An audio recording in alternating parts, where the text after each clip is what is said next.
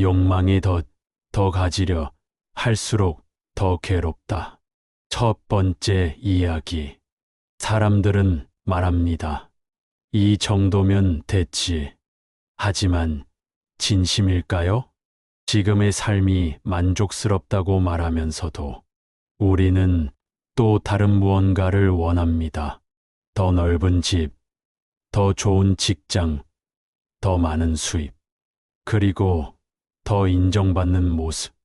욕망은 그렇게 조용히 시작됩니다. 마치 작은 불씨처럼 처음엔 별것 아닌 듯 보여도 금세 마음 전체를 태워버립니다. 가진 것이 늘어날수록 마음은 점점 더 불안해집니다. 잃으면 어쩌지? 더 좋은 게 있지 않을까? 이 정도로는 부족하지 않을까? 결국 우리는 지금 있는 것의 소중함을 잃고 아직 오지 않은 것에만 시선을 고정합니다. 욕망은 만족을 약속하지만 결코 만족하게 하지 않습니다. 더 많이 가질수록 더 많은 갈증이 생기고 그 갈증은 우리를 지치게 만듭니다. 부처님께서는 인간의 고통이 바로 이 끝없는 갈망에서 비롯된다고 알려주셨습니다. 가진 것에 기뻐하기보다 갖지 못한 것에 슬퍼하는 마음, 그것이 바로 욕망의 첫걸음입니다. 두 번째 이야기. 욕망은 처음엔 우리에게 달콤한 환상을 줍니다. 이걸 가지면 행복할 거야. 저 사람보다 앞서면 만족할 거야. 저 위치에 오르면 불안은 사라질 거야. 하지만 그렇게 해서 얻은 것들이 우리에게 진짜 평화를 주었던가요? 잠시의 기쁨은 있었습니다. 하지만 곧 익숙해졌고 더 큰 것, 더 새로운 것을 향한 욕망이 다시 고개를 들었습니다.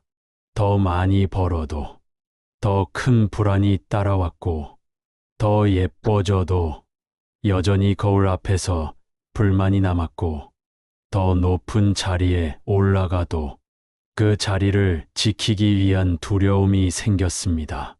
욕망은 목표를 이루는 수단이 아니라 스스로를 괴롭히는 굴레가 되었습니다. 우리는 언제쯤 이제 충분하다고 말할 수 있을까요?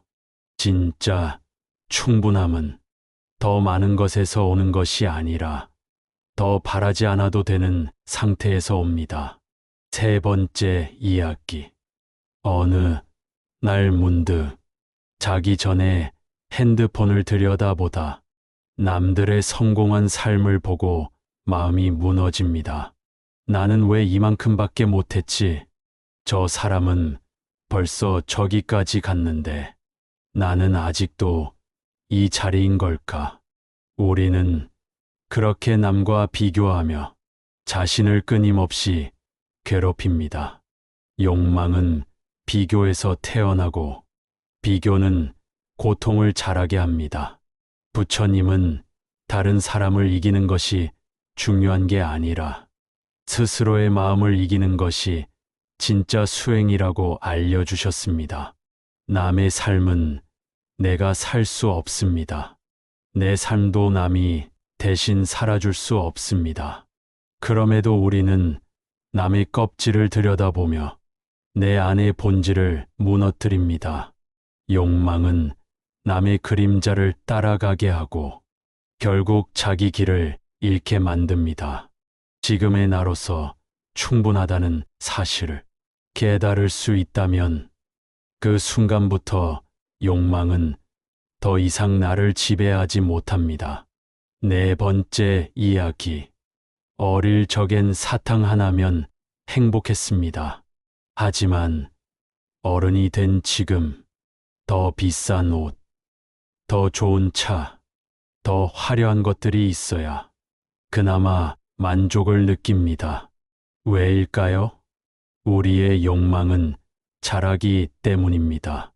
욕망은 결코 가만히 있지 않습니다. 한 번 채워진 욕망은 곧 기준이 되어버리고 그 기준을 넘지 못하면 우리는 불만족을 느낍니다. 더 이상 사탕 하나로는 기쁨을 느끼지 못합니다. 하지만 그것은 우리가 변한 것이 아니라 욕망이 마음을 지배한 상태이기 때문입니다. 행복은 조건이 아니라 감각입니다. 그 감각은 외부에서 오는 것이 아니라 내 안에서 피어납니다. 더 많은 것을 얻기보다 적은 것으로도 웃을 수 있는 마음이 더 강하고 지혜로운 마음입니다. 5번째 이야기. 많은 이들이 이렇게 말합니다. 가진 게 없어서 불행하다. 하지만 정말 그럴까요? 정말 가진 게 없어서 우리는 불행한 걸까요? 아니면 이미 가진 것을 느끼지 못해서 불행하다고 착각하는 걸까요? 냉장고 안에 먹을 것이 있고, 잠을 잘 공간이 있고, 몸이 아프지 않고, 누군가 안부를 물어주는 사람이 있다면, 사실 그것만으로도 우리는 충분히 감사할 수 있습니다. 하지만 우리는 그 당연한 것들에는 무감각해지고 특별한 것들만 바라보며 스스로를 괴롭힙니다. 욕망은 우리를 이미 충분한 곳에서 부족하다고 착각하게 만듭니다. 지금 당신의 삶을 조용히 들여다보세요. 정말 그렇게 부족한가요? 아니면 욕망이 그렇게 느끼게 하고 있진 않나요? 6번째 이야기. 욕망이 무서운 이유는 겉으로는 동기처럼 보이기 때문입니다. 열심히 사는 게 뭐가 나빠? 더 잘 살고 싶은 건 당연한 거 아니야? 그 말은 맞습니다. 노력하는 마음은 아름답고 성장하고자 하는 의지는 소중합니다. 하지만 그 마음 뒤에 숨어 있는 결핍의식을 조심해야 합니다. 지금의 나는 부족해. 그래서 더 가져야 해. 그래야 인정받을 수 있어. 이런 마음에서 시작된 노력은 결국 만족을 주지 못합니다. 무엇을 얻어도, 무엇을 이루어도 마음은 늘 허전하고 불안합니다. 욕망이 이끄는 삶은 덜을 향해 달리지만 도착지는 없습니다. 스스로에게 물어보세요. 지금 당신이 하고 있는 노력은 사랑해서 하는 것인가요? 아니면 부족하다고 느껴서 하는 것인가요? 사랑은 기쁨을 남기지만 결핍은 고통만을 남깁니다. 7번째 이야기. 욕망은 우리 안의 비교심과 결합할 때 더 큰 고통을 만듭니다. 처음엔 단지 좋아 보이네 정도였던 것이 이내 왜 나는 저렇지 못할까로 바뀝니다.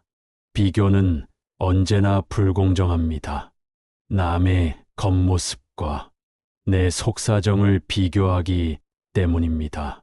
타인의 성취는 축하할 일입니다. 하지만 그것이 나를 깎아내리는 기준이 되어서는 안 됩니다.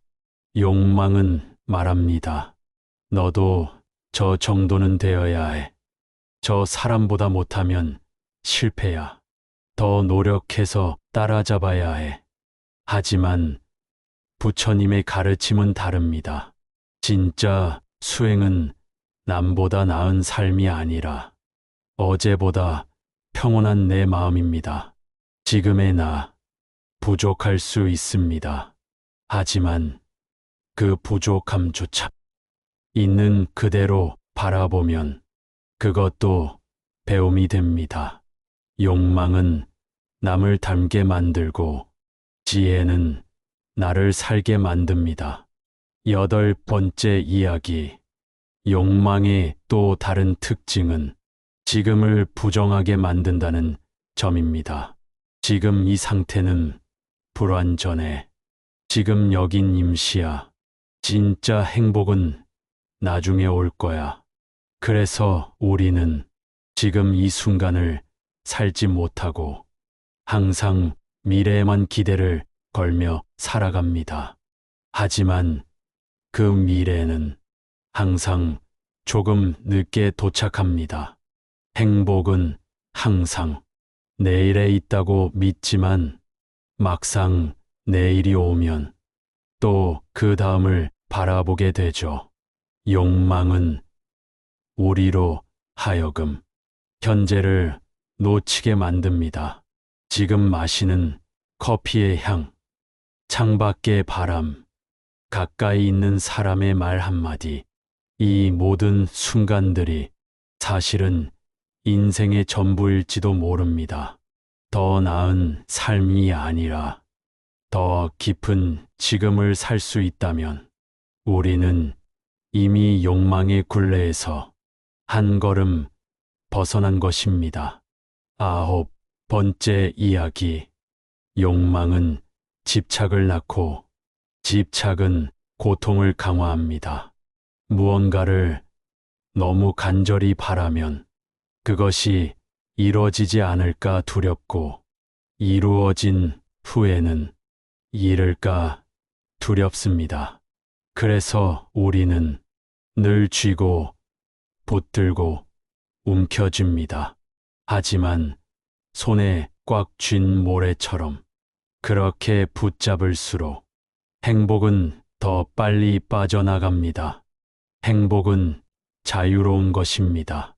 소유가 아니라 함께하는 감정입니다.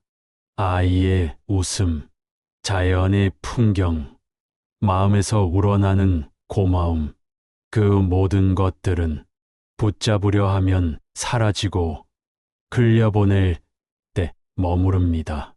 욕망은 더 가지라고 속삭이지만 부처님의 길은 비워야 채워진다고 말합니다. 놓아보세요. 그러면 의외로 그 자리에 더 따뜻한 것이 들어옵니다. 열 번째 이야기.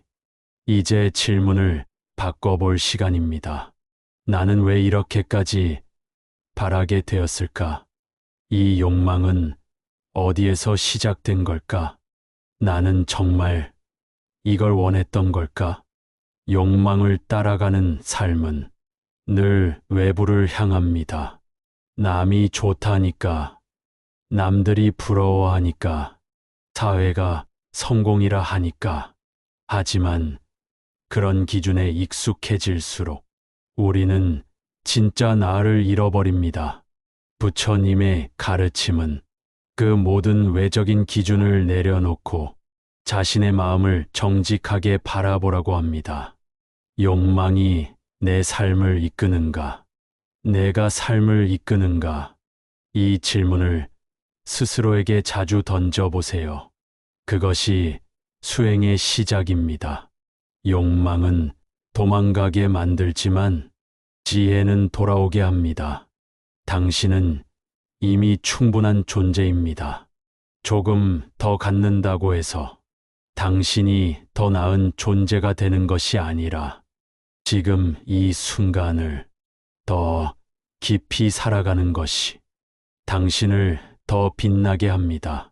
오늘 하루 수고했어요. 욕망이 속삭이더라도 당신의 마음은 조용히 말할 수 있습니다. 이제는 괜찮아. 나 지금도 충분해.